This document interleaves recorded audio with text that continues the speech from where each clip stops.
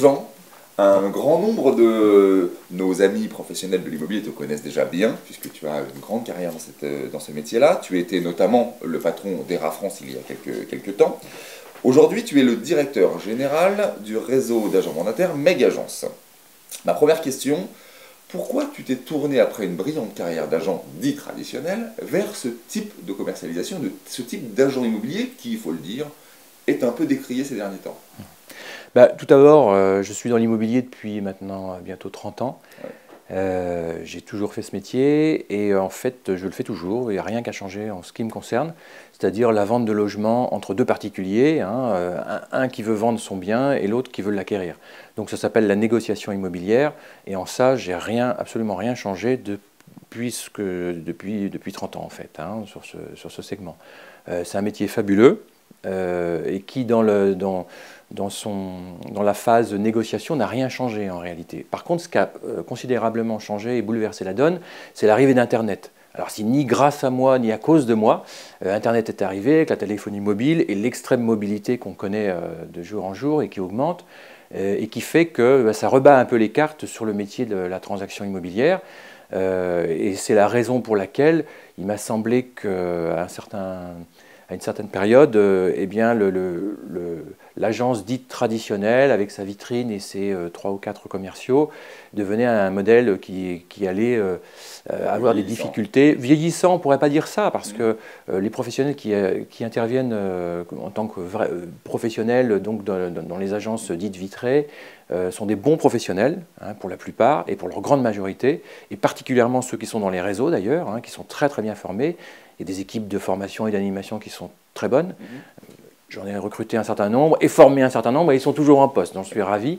Donc ça, c'est un signe par lequel, effectivement, ce sont des gens qui apportent un grand service à la profession. Simplement, l'agence immobilière traditionnelle, dite traditionnelle, eh bien, souffre aujourd'hui de deux problèmes. Les ressources humaines, clairement, hein, les agents immobiliers ne sont pas nécessairement formés à recruter, à intégrer, à former et à maintenir leurs effectifs, même s'ils ont des bonnes formations. Et puis, deuxièmement, l'extrême mobilité qui fait que le passage par une boutique n'est plus nécessaire. Donc, tenant compte de ça, j'ai décidé de démarrer Megagence, que j'avais dans les cartons depuis quelque temps, pour pouvoir m'exprimer en fait, et me maintenir dans ce paysage immobilier transactionnaire. Hein. D'accord. Alors, tu dis le passage en agence n'est plus nécessaire, mais tu le sais, on vous oppose très souvent le côté sécuritaire, pas nécessaire, mais sécuritaire. Ce qu'on dit des agents immobiliers mandataires, c'est que finalement, on perd un peu de cette sécurité puisqu'il n'y a pas d'entité physique sur laquelle taper. Hein. On a juste, en général, un collaborateur, enfin un agent immobilier simple, parfois isolé. Et en fait, je pense que c'est ça qui a profondément choqué, c'est de ne pas avoir de recours, entre guillemets, juridique sur une structure. Alors, tu fais une erreur de langage, juste, tu dis agent immobilier mandataire. Donc là, il y a un amalgame qui est fait, et qui est fait toujours au détriment des réseaux de mandataires, qui ne sont rien d'autre que des agences immobilières loi Hoguet, strictement dans le cadre de la loi Hoguet. C'est agent immobilier, aptitude professionnelle pour être agent immobilier, comme le sont tous les patrons de réseau, de réseaux de mandataires, et négociateur au statut d'agent commercial dit mandataire, parce que le contrat qui les lie est un contrat de mandat. Donc il ne faut vraiment pas faire l'amalgame, parce qu'il est toujours fait à notre détriment.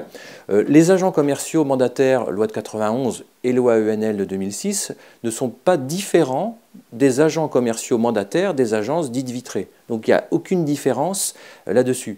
La seule chose, c'est que nous en recrutons en grand nombre, et alors on pourrait effectivement donc parler de la question sécurité des clients. Que je sache, à ce jour, sur les 7000 agents commerciaux mandataires qui exercent dans les réseaux de mandataires, le taux de sinistre avoisine les 0,00%. Pourquoi? Il y a une raison, c'est que l'agent commercial mandataire, qu'il se trouve dans une agence physique vitrée ou dans un réseau de mandataires, n'a pas le droit de signer les compromis de vente. On passe chez le notaire, qui a fait 7 ou 8 années d'études de droit et sur lequel on ne va rien contester, puisqu'en France d'ailleurs c'est un modèle qui est reconnu là-dessus, où il y a le taux de sinistre le plus bas du monde d'ailleurs, hein, donc là-dessus on est assez clair. Donc à partir de là, la sécurité, alors qu'est-ce qui pourrait arriver? On oublie la cave, un numéro de lot, On n'a pas vu que la fosse septique n'était pas aux normes, mais c'est exactement le même problème que je pouvais avoir dans mes propres agences quand j'avais mon réseau élite immobilier autrefois, avec mes 450 compromis par an. Je ne pouvais pas être derrière chaque mètre carré. On avait exactement les mêmes problèmes. Et d'ailleurs, on avait de temps en temps un contentieux léger qui s'arrangeait. Et on n'en a pas plus aujourd'hui. Hein, donc voilà. Donc là, au niveau de l'aspect sécuritaire, parce que avant de décrier un système, il faudrait regarder d'abord ce que dit le consommateur. Que dit le consommateur? Ce serait juste un tout petit peu intéressant quand même qu'on s'intéresse au client quand même. Et le client, il trouve son compte parce que, particulièrement dans la conjoncture, bon, on a connu des conjonctures plus brillantes. Hein, on a eu 150 000 transactions en moins en 2012 quand même, c'est pas rien. Donc ça va faire de l'arbitrage, on va dire, dans la profession de... Des réductions d'emplois dans le secteur également. Et ça, on peut déplorer, effectivement. Donc, et personne n'est ravi de ça.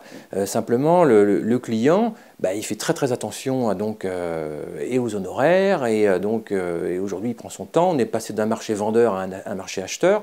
On s'en réjouit. Il était temps que ça s'arrête. C'est pas logique que l'immobilier s'emballe et prenne 150% en 12 ans, alors que les salaires n'ont pas fait le même chemin. Donc à un moment, on est dans une période de consolidation. Et en ce qui me concerne, c'est la troisième fois que je le vis, puisque j'ai démarré en 1984, l'après loi Quillot. On avait vu disparaître tous les investisseurs avec le gel des loyers à l'époque.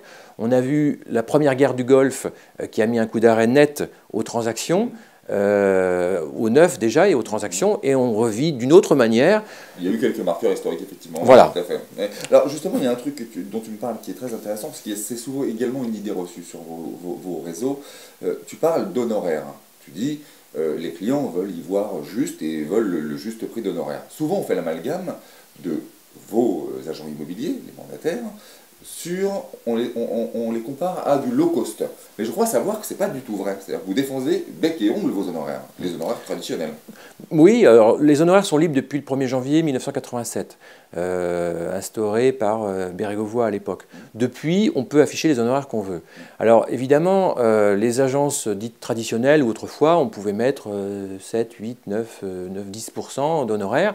Les réseaux de mandataires le font également. Après, il y a des gens qui prennent des options, il y a même des réseaux qui se sont montés autour de la baisse des honoraires, des réseaux d'agences physiques du coup.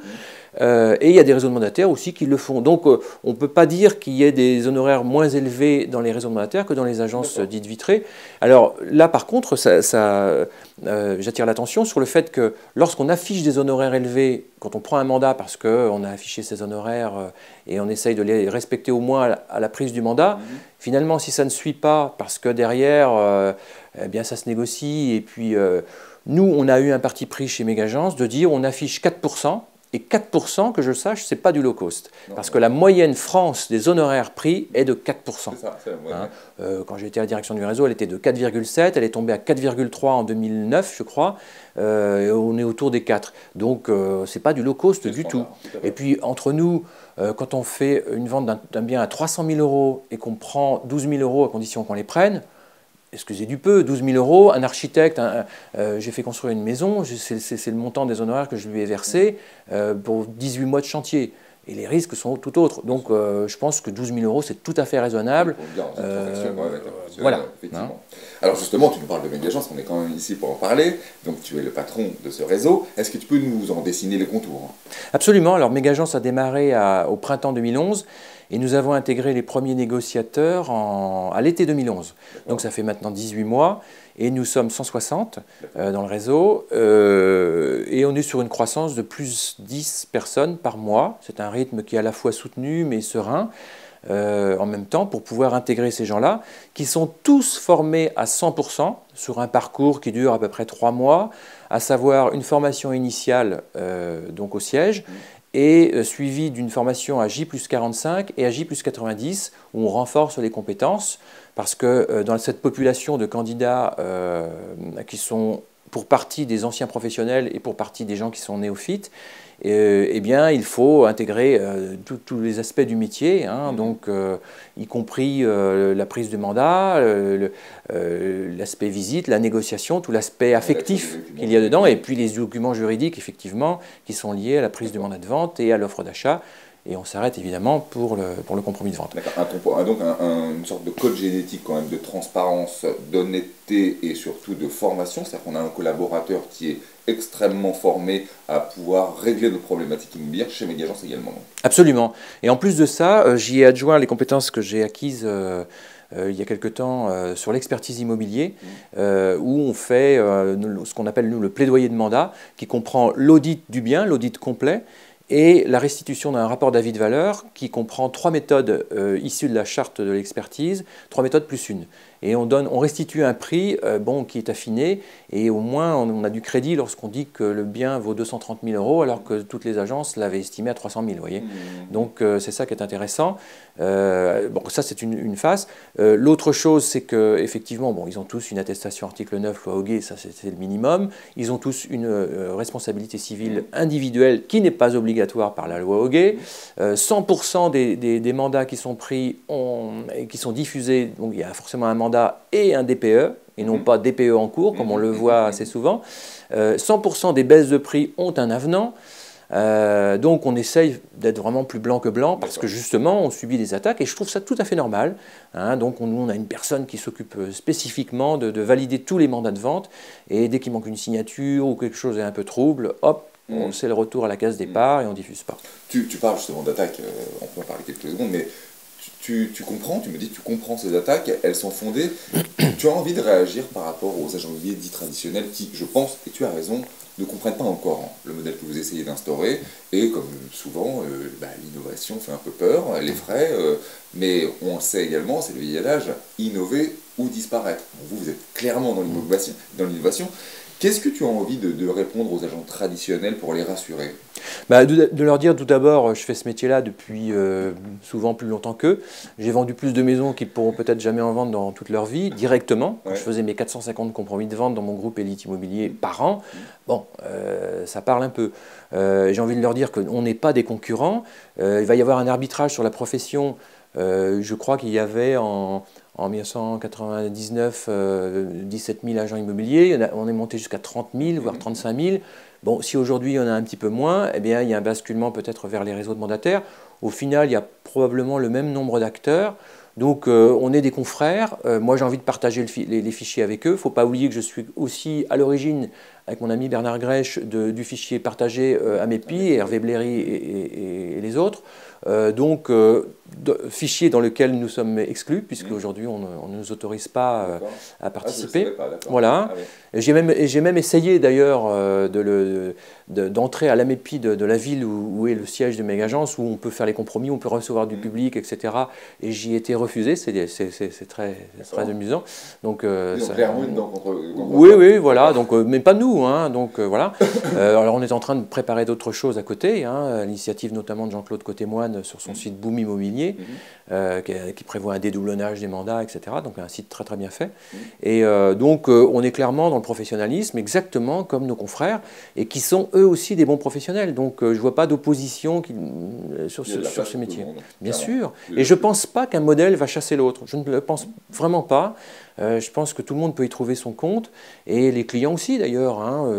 Alors sur l'aspect sécuritaire, de vouloir venir au bureau pour faire quoi ?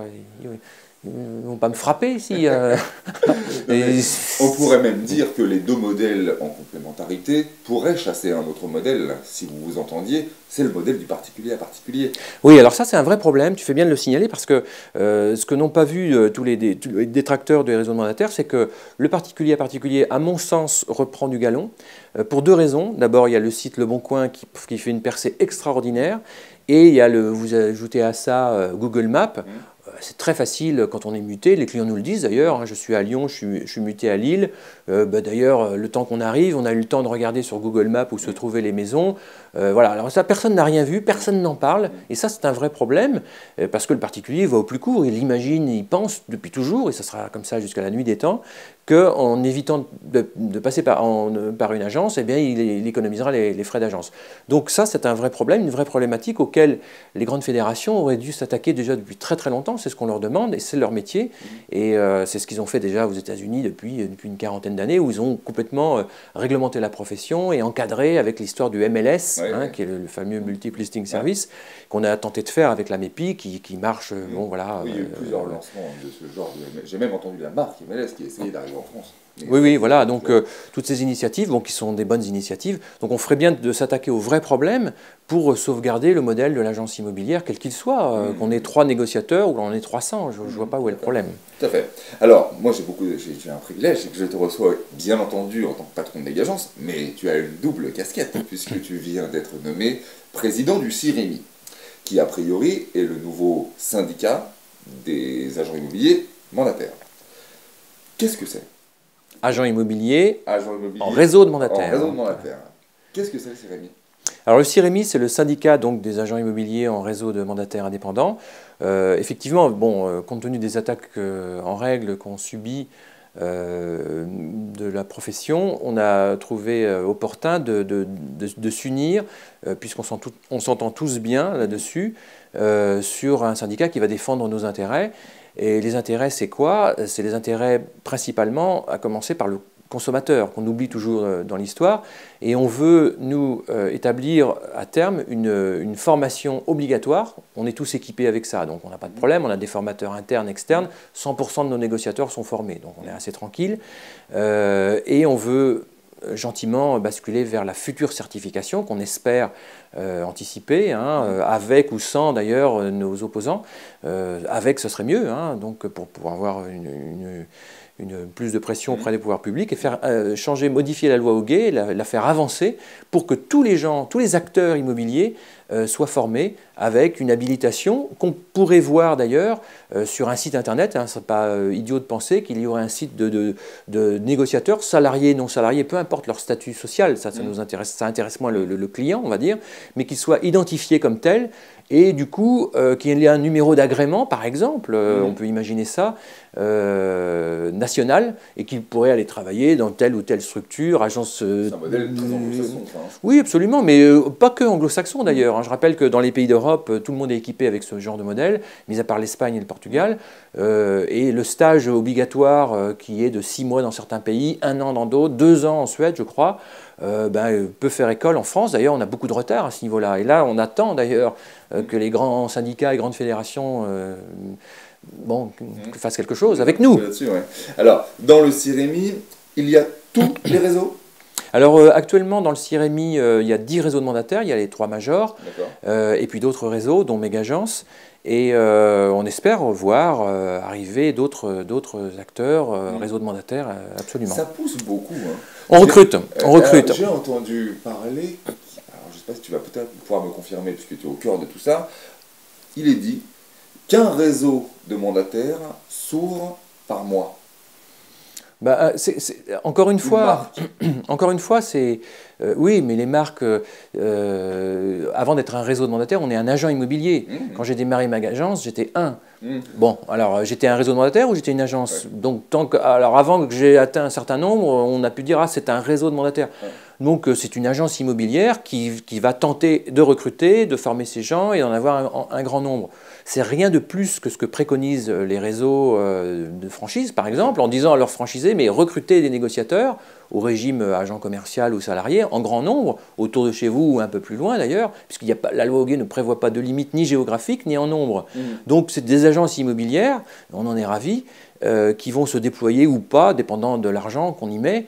Alors il faut savoir que c'est un modèle qui est extrêmement chronophage, qui demande beaucoup d'argent, beaucoup de fonds propres, et de l'énergie et du savoir-faire. Il faut quand même avoir les 4, avant de démarrer.